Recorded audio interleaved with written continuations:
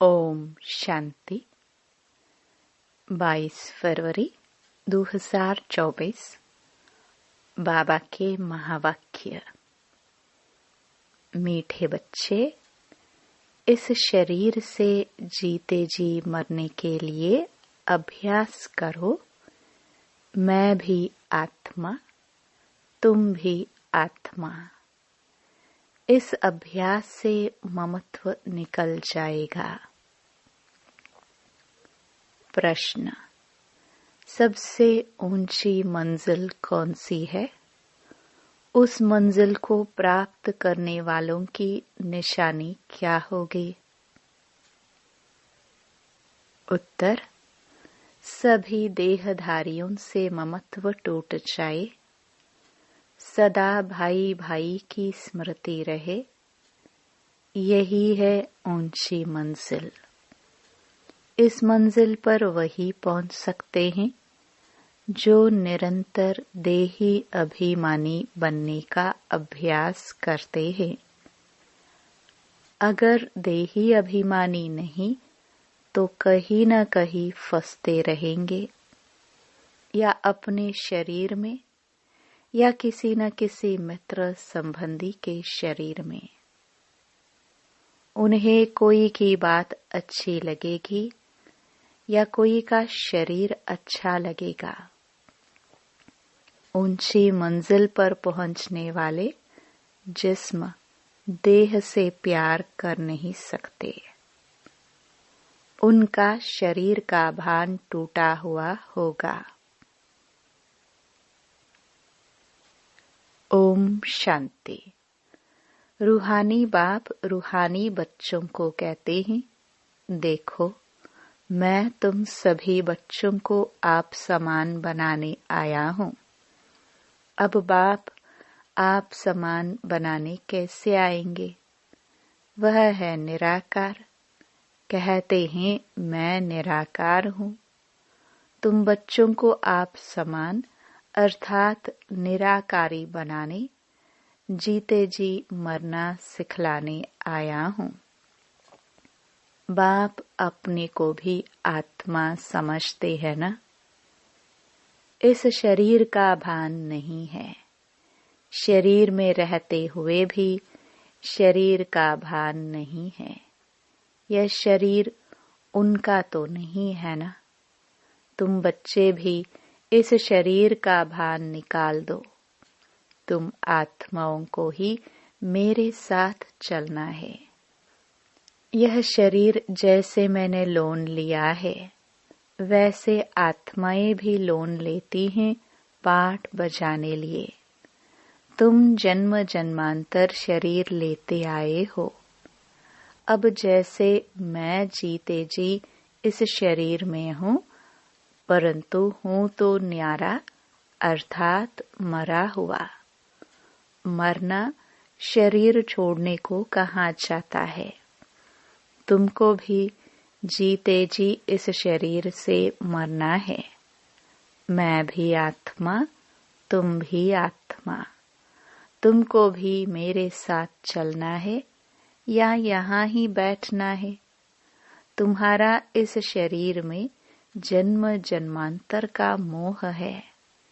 जैसे मैं अशरीरी हूँ, तुम भी जीते जी अपने को अशरीरी समझो। हमको अब बाबा के साथ जाना है। जैसे बाबा का यह पुराना शरीर है, तुम आत्माओं का भी यह पुराना शरीर है। पुरानी जूती को छोड़ना है। जैसे मेरा इसमें ममत्व नहीं है, तुम भी इस पुरानी जूती से ममत्व निकालो। तुमको ममत्व रखने की आदत पड़ी हुई है। हमको आदत नहीं है। मैं जीते जी मरा हुआ हूँ। तुमको भी जीते जी मरना है। मेरे साथ चलना है, तो अब यह प्रैक्टिस करो। शरीर का कितना भान रहता है, बात मत पूछो।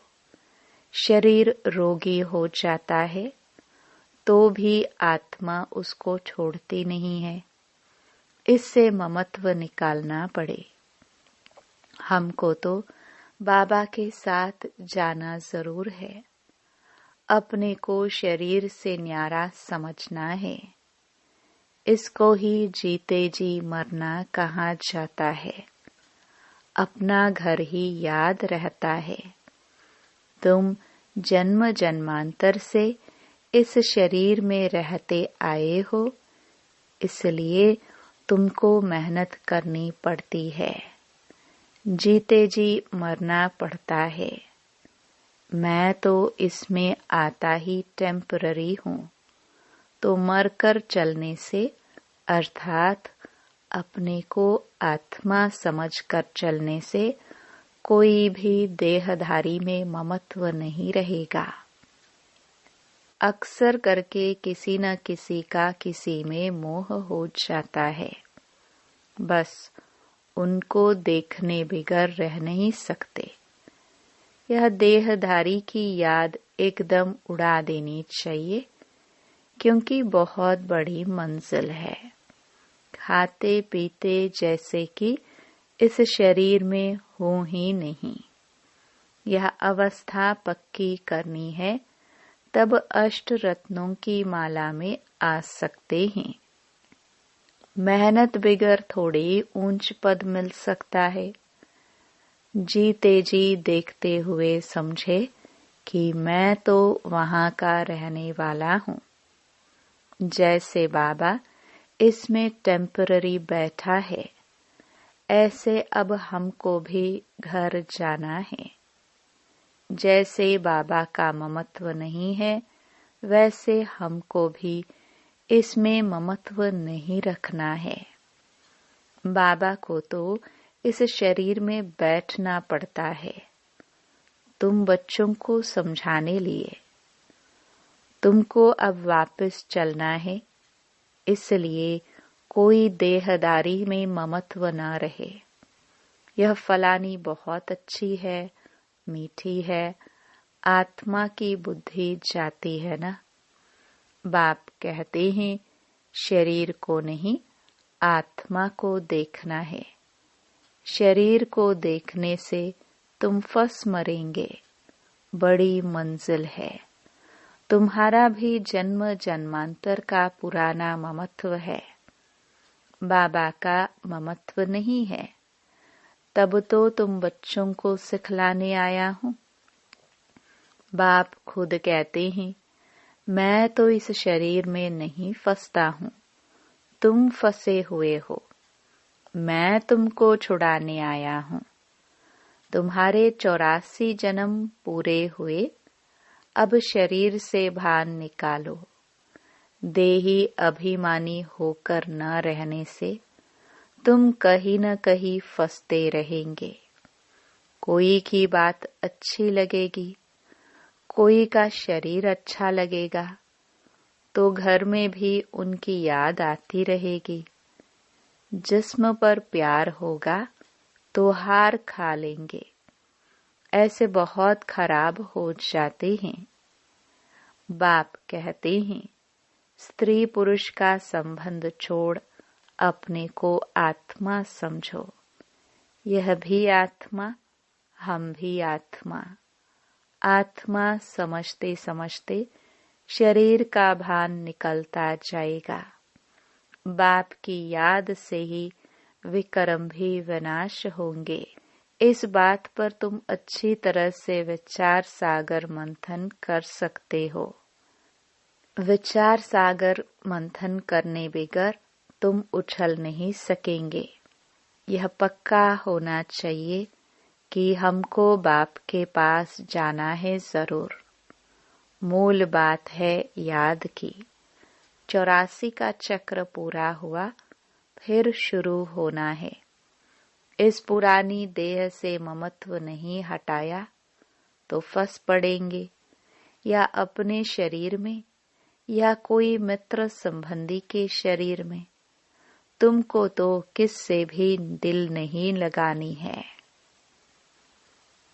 अपने को आत्मा समझ बाप को याद करना है। हम आत्मा भी निराकार, बाप भी निराकार। आधा कल्प तुम भक्ति मार्ग में बाप को याद करते आए हो ना। हे प्रभु कहने से शिवलिंग ही सामने आएगा। कोई देहधारी को हे प्रभु कह ना सके। सभी शिव के मंदिर में जाते हैं, उनको ही परमात्मा समझ पूजते हैं। ऊंचे से ऊंचा भगवान एक ही है। ऊंचे से ऊंचा अर्थात परम धाम में रहने वाला। भक्ति भी पहले अव्यभिचारी होती है एक की, फिर व्यभिचारी बन जाती है। तो बाप बार बार बच्चों को समझाते हैं कि तुमको ऊंच पद पाना है तो यह प्रैक्टिस करो, देह का भान छोड़ो। सन्यासी भी विकारों को छोड़ते हैं ना। आगे तो सतो प्रधान थे, अभी तो वह भी तमो प्रधान बन पड़े हैं। सतो प्रधान आत्मा कशिश करती हैं, अपवित्र आत्माओं को खींचती हैं, क्योंकि आत्मा पवित्र है। भल पुनर्जन्म में आते हैं तो भी पवित्र होने के कारण खींचते हैं। कितने उन्हों के फॉलोवर्स बनते हैं। जितनी पवित्रता की जास्ती ताकत, उतने ज्यादा फॉलोवर्स। यह बाप तो है ही एवर प्योर और है भी गुप्त। डबल है ना। ताकत सारी उनकी है, इनकी, ब्रह्मा की नहीं। शुरू में भी तुमको उसने कशिश की, इस ब्रह्मा ने नहीं, क्योंकि वह तो एवर प्योर है। तुम कोई इनके पिछाड़ी नहीं भागे। यह कहते हैं मैं तो सबसे जास्ती पूरे 84 जन्म प्रवृत्ति मार्ग में रहा। यह तो तुमको खींच ना सके। बाप कहते हैं मैंने तुमको खींचा। भल सन्यासी पवित्र रहते हैं, परंतु मेरे जैसा पवित्र तो कोई भी होगा नहीं। वह तो सब भक्ति मार्ग के शास्त्र आदि सुनाते हैं। मैं आकर तुमको सब वेदों शास्त्रों का सार सुनाता हूँ। चित्र में भी दिखाया है, विष्णु की नाभि से ब्रह्मा निकला, फिर ब्रह्मा के हाथ में शास्त्र दिखाए हैं। अब विष्णु तो ब्रह्मा द्वारा शास्त्रों का सार सुनाते नहीं हैं। वो तो विष्णु को भी भगवान समझ लेते हैं। बाप समझाते हैं मैं इन ब्रह्मा द्वारा सुनाता हूँ, मैं विष्णु द्वारा थोड़े समझाता हूँ। कहाँ ब्रह्मा कहाँ विष्णु। ब्रह्मा सो विष्णु बनते हैं, फिर 84 जन्म के बाद यह संगम होगा। यह तो नई बात है ना।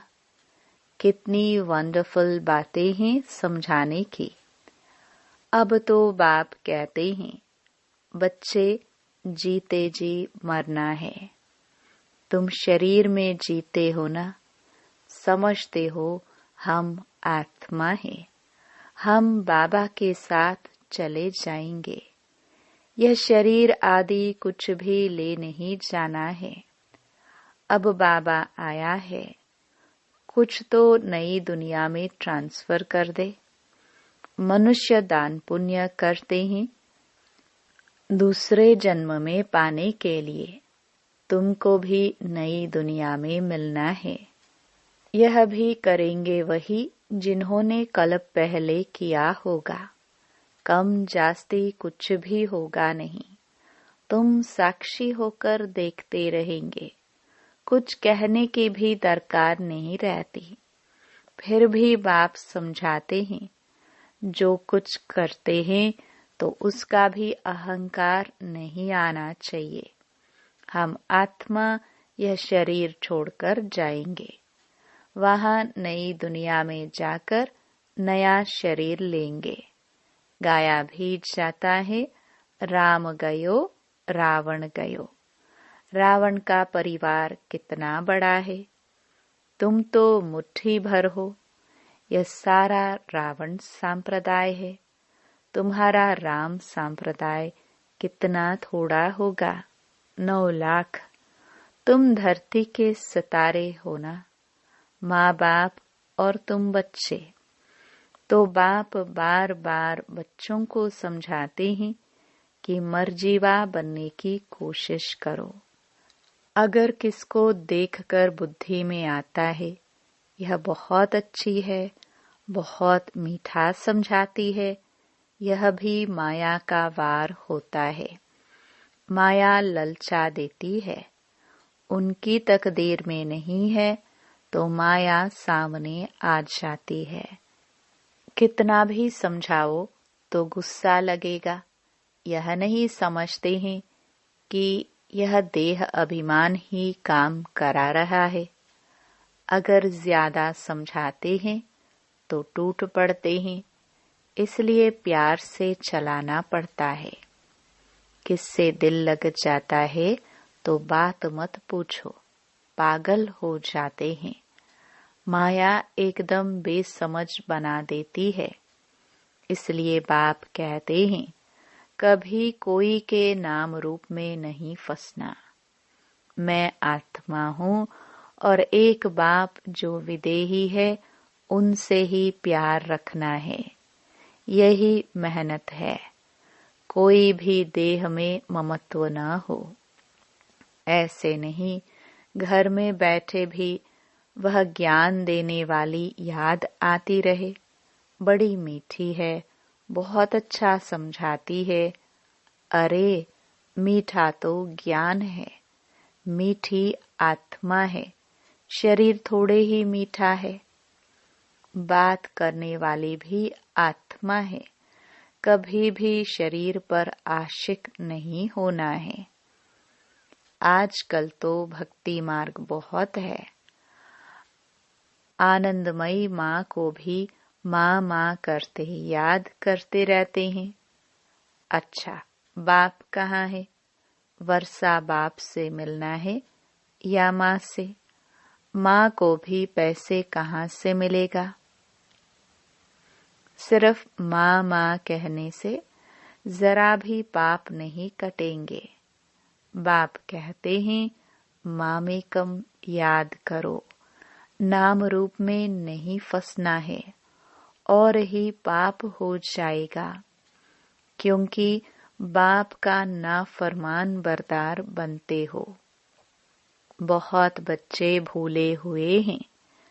बाप समझाते हैं मैं तुम बच्चों को लेने आया हूँ, सो जरूर ले जाऊंगा, इसलिए मेरे को याद करो।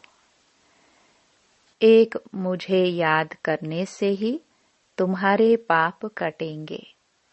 भक्ति मार्ग में बहुतों को याद करते आए हो, परंतु बाप बगैर कोई काम कैसे होगा?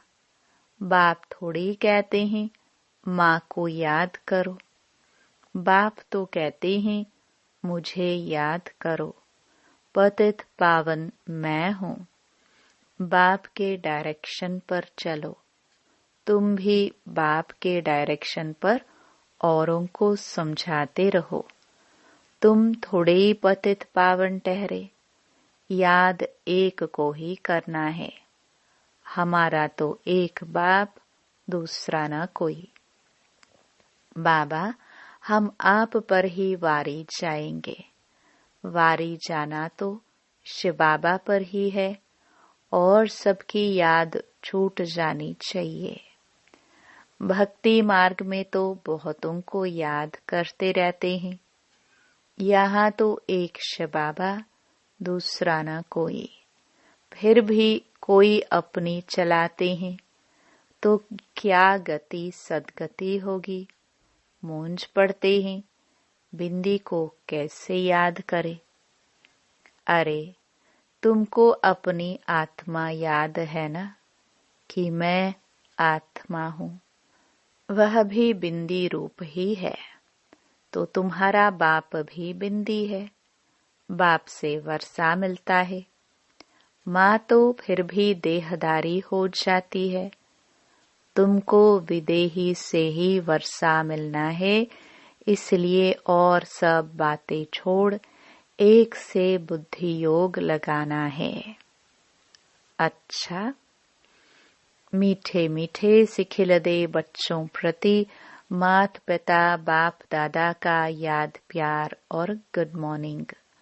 रूहानी बाप की रूहानी बच्चों को नमस्ते। धारणा के लिए मुख्य सार। पहला, शरीर का भान खत्म करने के लिए चलते फिरते अभ्यास करना है, जैसे कि इस शरीर से मरे हुए हैं, न्यारे है, शरीर में है ही नहीं। बिगर शरीर आत्मा को देखो। दूसरा, कभी भी किसी के शरीर पर तुम्हें आशिक नहीं होना है। एक विदेही बाप से ही प्यार रखना है, एक से ही बुद्धि योग लगाना है। वरदान, सेवा और स्व पुरुषार्थ के बैलेंस द्वारा ब्लेसिंग प्राप्त करने वाले कर्म योगी भव। कर्म योगी अर्थात कर्म के समय भी योग का बैलेंस हो। सेवा अर्थात कर्म और स्व पुरुषार्थ अर्थात योग युक्त। इन दोनों का बैलेंस रखने के लिए एक ही शब्द याद रखो कि बाप करावनहार है और मैं आत्मा करनहार हूँ। यह एक शब्द बैलेंस बहुत सहज बनाएगा और सर्व की ब्लेसिंग मिलेगी। जब करनहार के बजाय बाप को करावनहार समझ लेते हो तो बैलेंस नहीं रहता और माया अपना चांस ले लेती है। स्लोगन, नजर से निहाल करने की सेवा करनी है तो बाप दादा को अपनी नजरों में समा लो। ओम शांति।